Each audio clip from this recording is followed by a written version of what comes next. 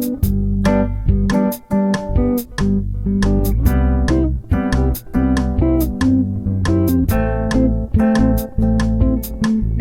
प्रणाम, जय जिनेन्द्र। मैं हिमानी त्रुपेश शाह श्राविका की रसोई में आप सभी का स्वागत करती हूँ। पर्वाधिराज के आगमन की घड़ियाँ धीरे धीरे नज़दीक आ रही है। थोड़े ही दिनों में आराधना के दिन शुरू हो जाएंगे। पूरा दिन ध्यान तप आराधना में पसार हो, वैसी इच्छा इन दिनों में सभी की होती है। सभी श्राविका बहनें अच्छी तरह से धर्म आराधना में जुड़ सके, इसी वजह से यह वीडियो श्राविका की रसोई की तरफ से किया गया एक प्रयास है। पर्युषण महापर्व से पहले रसोई घर में क्या तैयारी करें जिससे तिथि का पालन हो, त्याग की भावना बढ़े और परिवार के सभी सदस्य तिथि के खाने से उब न जाए और हरी सब्जी और फ्रूट्स का पूरी तरह से त्याग कर सके। साथ में काफ़ी लोगों को और ख़ास करके आज की नई पीढ़ी को पर्युषण के दरमियान क्या खा सकते हैं, क्या नहीं खा सकते, क्या भक्ष है, क्या अभक्ष है, इस विषय में काफ़ी जानकारी नहीं होती है। तो इस विषय में माहिती देता हुआ यह वीडियो जरूर से उनके कन्फ्यूज़न को दूर करेगा। आज का वीडियो पूरा जरूर से देखें जिससे आपको छोटी से छोटी बातों की माहिती मिले और धर्म में एक कदम आगे बढ़ा सके। तो ज़्यादा समय न लेते हुए शुरुआत करेंगे। पर्युषण से पहले रसोई घर में क्या तैयारी करें, कैसे बेसिक प्रिपरेशन करें जिससे जल्दी से जल्दी रसोई बनाकर धर्म आराधना में जुड़ सके। सबसे पहले रसोई घर में तिथि के दिनों में उपयोग में ले सके ऐसी जरूरी चीज वस्तु की तैयारी करें। यानी आपके घर की जरूरियात के हिसाब से अनाज, धान, दाल, कठोल इत्यादि तैयार रखें जिससे आपको रसोई बनाते समय आसानी रहे। अनाज में गेहूँ, ज्वार, रागी, बाजरा इत्यादि सभी प्रकार के अनाज आ जाते हैं। जैसे कि गेहूं में से गेहूं का बारीक आटा, गेहूं का मोटा आटा यानी दरदरा आटा, गेहूं का दलिया इत्यादि तैयार कर ले। गेहूं के बारीक आटे का उपयोग सभी को पता होता है और गेहूं के मोटे आटे में से शीरा, भाखरी, बाटी, लापसी, खाड़ा खिचड़ी, लड्डू इत्यादि काफ़ी सारे व्यंजन हम बना सकते हैं। तो ज़रूरियात के हिसाब से गेहूं का आटा तैयार कर ले। इसी प्रकार बाजरे में से बाजरे का बारीक आटा और दरदरा आटा तैयार कर ले।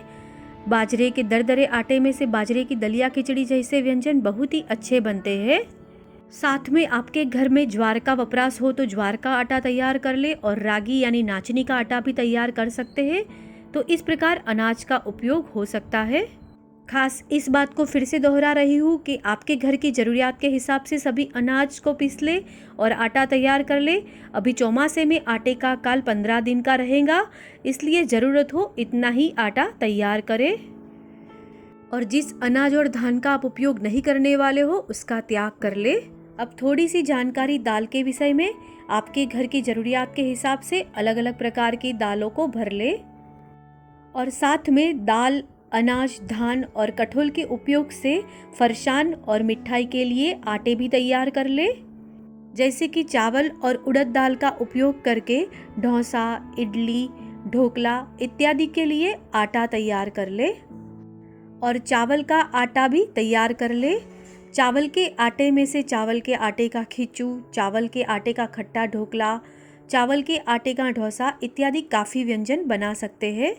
तो आपके घर की ज़रूरियात के हिसाब से चावल का आटा, चावल और उड़द दाल का उपयोग करके डोसा, ढोकला और इडली के लिए आटा तैयार कर ले। इसी प्रकार चना की दाल को पीसकर बारीक बेसन और दरदरा बेसन तैयार कर ले। बेसन में से बेसन की सब्जी, गट्टे की सब्जी, दही वड़ी, बेसन चिला, बेसन के लड्डू इत्यादि काफ़ी सारे व्यंजन बना सकते हैं। इसलिए आपके घर की ज़रूरियात के हिसाब से चना दाल को पिसवाकर बेसन तैयार कर ले। इसी प्रकार छिलके वाली दाल का आटा तैयार कर ले। छिलके वाली दाल में से पनोरी, दाल वड़े, दाल के चिले इत्यादि काफ़ी व्यंजन बना सकते हैं। चावल और मिक्स दालों को पीसकर हांडवा के लिए आटा तैयार कर सकते हैं। जैसा कि मैंने पहले ही कहा कि इस प्रकार रागी यानी नाचनी का आटा तैयार कर ले। रागी के आटे में से रागी के लड्डू बहुत ही अच्छे बनते हैं। इस प्रकार हम मिठाई भी तैयार कर सकते हैं। साथ में गेहूं का मोटा आटा और दलिया भी तैयार कर ले जिससे दाल बाटी, लापसी, सीरा इत्यादि काफ़ी सारे व्यंजन हम गेहूं के आटे में से और उसकी दलिया में से बना सकते हैं। मूंग की पीली दाल का आटा भी तैयार कर सकते हैं जिससे मूंग दाल का सीरा, मूंग दाल का चीला जैसे व्यंजन हम बना सकते हैं। पर्यूषण के दौरान पीसना, खांडना, सुधारना वर्ज्य है, यानी नहीं हो सकता। घंटी, मिक्सचर, चाकू का उपयोग नहीं कर सकते। पर्यूषण के एक स्तवन में बहुत ही सुंदर पंक्ति आती है कि 8 दिवस एम पालिए आरंभनो परिहारो रे, नावण धोवण खंडन लिंपण पीसण वारो रे, पर्व पर्यूषण आविया आनंद अंगे न माया रे। इसलिए बन सके इतनी और आपसे हो सके इतनी सभी तैयारियां पहले से ही कर दे, जिससे रसोई घर में भी पर्यूषण के दौरान हम सब हमारी प्रवर्तन फैला सके। अभी यानी चौमासे में फरसान और मिठाई के लिए तैयार किए हुए आटे का काल 15 दिन का रहेगा, इसलिए ज़रूरत हो इतना ही तैयार करें। ज़रूरियात के हिसाब से अनाज, धान, दाल को पिसवा कर आटा तैयार कर ले, योग्य लगे उतनी तैयारियां कर ले, जिससे आप फटाफट रसोई करके धर्म आराधना में जुड़ सके। अब हम कठोल के उपयोग के बारे में जानेंगे। साबुत धान्य होने की वजह से आप चाहो तो संपूर्ण कठोल का त्याग कर सकते हो। आप चाहो तो मूंग की छूट रख के बाकी के सभी कठोल का त्याग कर सकते हो। तो यहाँ पर प्रश्न होता है कि मूंग की ही छूट क्यों रखे? हमारा धर्म साइंस बेस्ड धर्म है। परम उपकारी प्रभु ने कौन सी ऋतु में कौन सा आहार लेना चाहिए जिससे शरीर तंदुरुस्त रहे, इस विषय में बहुत ही अच्छी बातें कही हुई है। चौमासे में नमी का प्रमाण ज़्यादा होने की वजह से कठोल प्रकृति से शरीर को नुकसान करते हैं। कठोल खाने से गैस, अपाचन जैसे रोगों की संभावनाएं ज़्यादा रहती है। उनके सामने मूंग पूरे साल उपयोग में ले सके ऐसा कठोल है। मूंग सुपाच्यकारी है, जिससे पाचन क्रिया सरल होती है। इसलिए काफ़ी लोग चौमासे में मूंग के अलावा सभी कठोल का त्याग करते हैं। तो पर्यूषण के 8 दिनों में मूंग के अलावा सभी कठोल का त्याग तो कर ही सकते हैं ना। फिर भी काफ़ी लोगों को मूंग अनुकूल नहीं आते, यानी माफिक नहीं आते, और बाकी सभी कठोल त्याग करना शक्य नहीं होता है। तो जो भी कठोल आपको अनुकूल आता हो वो कठोल की छूट रख के बाकी के सभी कठोल का त्याग करना है। जैसे कि किसी को सूखे मटर अनुकूल आते हो तो सूखे मटर की छूट रख के मूंग के साथ सभी कठोल का त्याग करना है। इसी प्रकार त्याग की धारा में आगे बढ़ना है और परिवार के सभी सदस्य त्याग में आगे बढ़े ऐसा प्रयत्न करना है। और एक कदम आगे बढ़ाते हुए पर्यूषण के जिस दिन आप एक भी कठोल का उपयोग नहीं करना चाहते हो तो उस दिन संपूर्ण कठोल का त्याग करें। जो लोग पर्यूषण के दौरान मूंग के अलावा सभी कठोल का त्याग करते हैं उनकी श्राविका की रसोई अनुमोदना करता है। अनुकूल हो वैसे कठोल की छूट और बाकी के कठोल का त्याग, वह धीरे धीरे धर्म में आगे बढ़ते हुए लोग धर्म मार्ग में और आगे बढ़े, उनके लिए यह प्रयास है। यहाँ पर आपको थोड़ा सा त्याग करके एक कदम और आगे बढ़ना है। जो सभी कठोल का उपयोग करते हैं उनके लिए यह बात है। इसलिए एक बार फिर से बात को दोहरा रही हूँ कि साबुत दान होने की वजह से हो सके तो संपूर्ण कठोल का त्याग करो, वो ना हो सके तो मूंग की छूट रख के बाकी के कठोल का त्याग करो, अथवा आपको अनुकूल हो वैसे कठोल की छूट रख के बाकी के कठोल का त्याग करें। अब रसोई घर में कर सके वैसी दूसरी तैयारियों के बारे में जानेंगे। अलग अलग प्रकार के मसाले और सूखी चटनियों को तैयार करें जिससे कि आप रसोई झटपट बनाकर धर्म आराधना में जुड़ सके। जैसे कि सूखी लाल मिर्च में से चिली फ्लेक्स तैयार कर ले। चिली फ्लेक्स कैसे बनाते हैं उसका वीडियो श्राविका की रसोई यूट्यूब चैनल पर रख दिया गया है। उसकी लिंक मैं डिस्क्रिप्शन बॉक्स में भी रख दूंगी, तो आप वहां पर भी जाकर देख सकते हो। इसी प्रकार भुना हुआ जीरा पाउडर तैयार कर ले। गरम मसाला, दही भल्ले का मसाला, पंजाबी मसाले जैसे मसाले तैयार कर ले। साबुत काली मिर्च में से काली मिर्च पाउडर तैयार कर ले। धनिया पाउडर तैयार कर ले। आप चाहो तो मेथी का मसाला, जीरा का संभारा जैसे सूखे मसाले भी तैयार कर सकते हो। मेथी का मसाला कैसे बनाते हैं उसका वीडियो श्राविका की रसोई चैनल पर रख दिया गया है। डिस्क्रिप्शन बॉक्स में भी उसकी लिंक रख दी गई है, तो आप वहां पे जाकर भी देख सकते हो।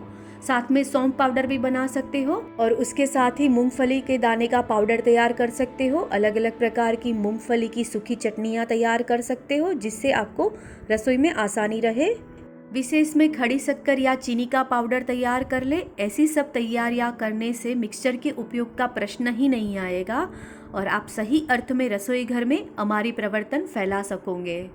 उसके अलावा आपको जो ज़रूरी लगे वो सभी मसाले तैयार कर ले। साथ में साबुत काले नमक में से काला नमक पाउडर तैयार कर ले। इसलिए जहाँ पर उसका उपयोग लगे वहाँ पर हम काला नमक पाउडर उपयोग में ले सकते हैं।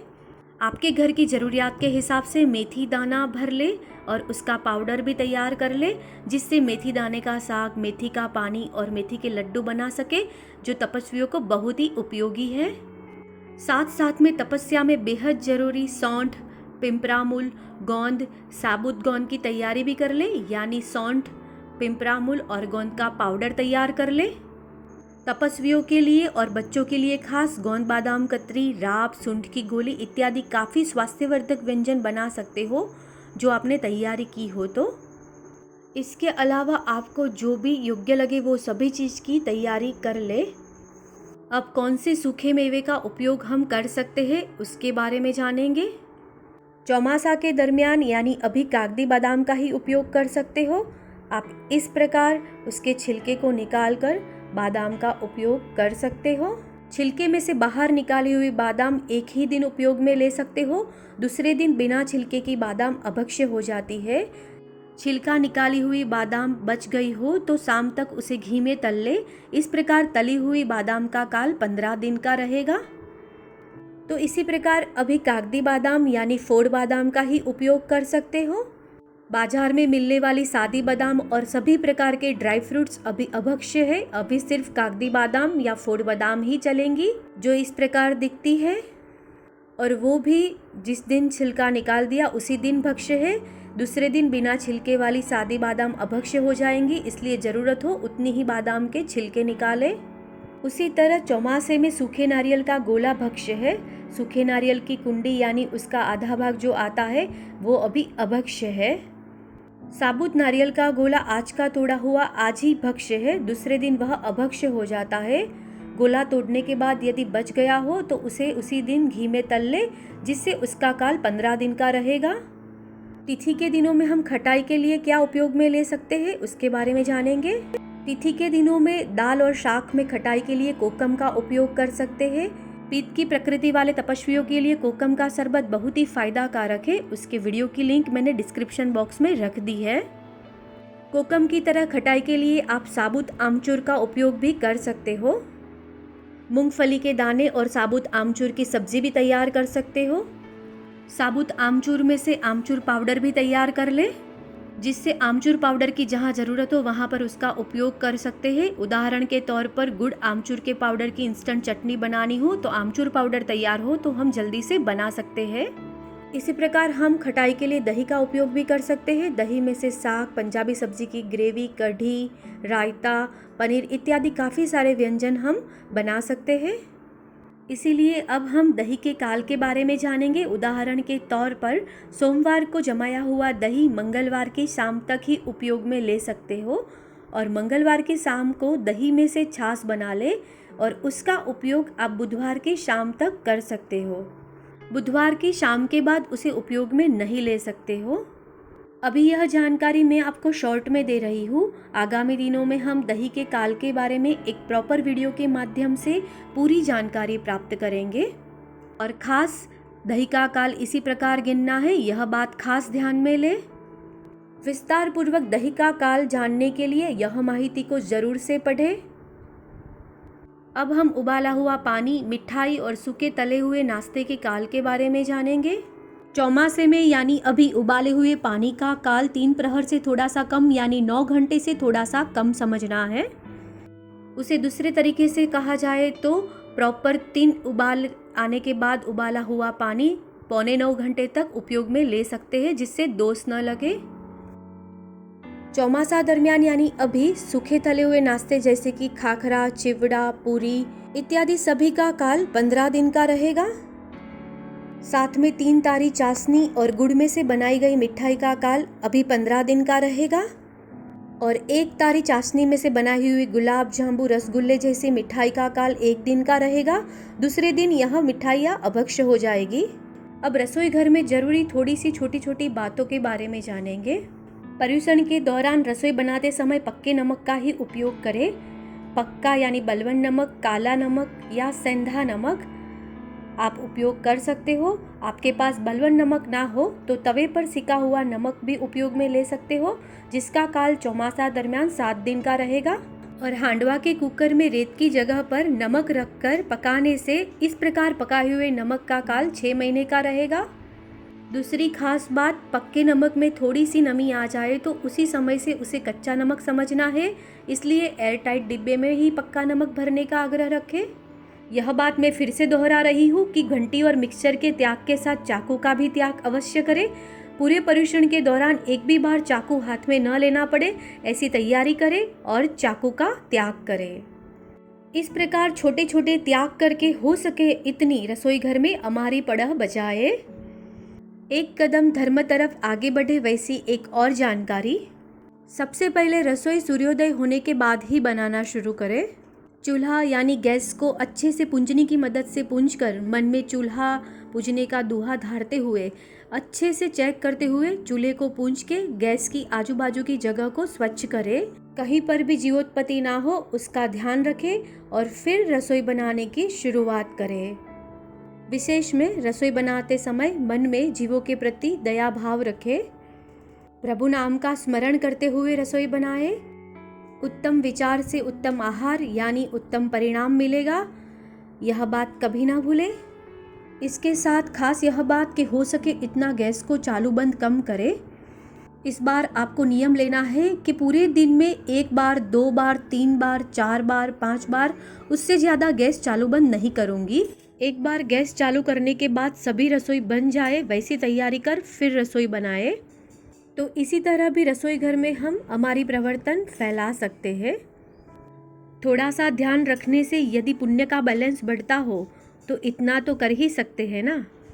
ड्राई फ्रूट्स के बारे में मैं फिर से रिपीट कर रही हूँ कि काजू, सादी बादाम, किशमिश, जर्दालू, अखरोट, खजूर और खारिक इत्यादि सभी प्रकार के सूखे मेवे चौमासे में अभक्ष्य है। चौमासा दरमियान कागदी बादाम यानी फोड़ बादाम का ही उपयोग कर सकते हो, वो भी आज की तोड़ी हुई आज ही। आशा है कि आपको हमारी यह माहिती उपयोगी होगी। आपको हमारा यह प्रयास पसंद आया हो तो जरूर से सभी श्राविका बहनों तक पहुंचाइएगा, जिससे सभी श्राविका बहनें पर्यूषण के दौरान और हर दिन अपने से हो सके उतना हमारी प्रवर्तन रसोई घर में फैला सके। फिर से एक बार आपको हमारा आज का यह वीडियो पसंद आया हो तो जरूर से लाइक करें, शेयर करें और चैनल को सब्सक्राइब करना न भूलें और साथ में बेल आइकन दबा लें, जिससे नए वीडियो अपडेट्स आपको मिलते रहे। गैस किस प्रकार पूंजना चाहिए उसका वीडियो आगामी दिनों में रख दिया जाएगा, इसलिए चैनल को जरूर से सब्सक्राइब कर लीजिएगा। तमे पुण्य करो पुण्यवंत भविक मन भाव्यारे, पर्व पर्यूषण आव्यारे। पर्व पर्यूषण से पहले सभी श्राविका ग्रुप मेंबर को मेरी तरफ से मिच्छामि दुक्कडम। पूरा वीडियो देखने के लिए आप सभी का आभार। आपका दिन शुभ रहे। धन्यवाद।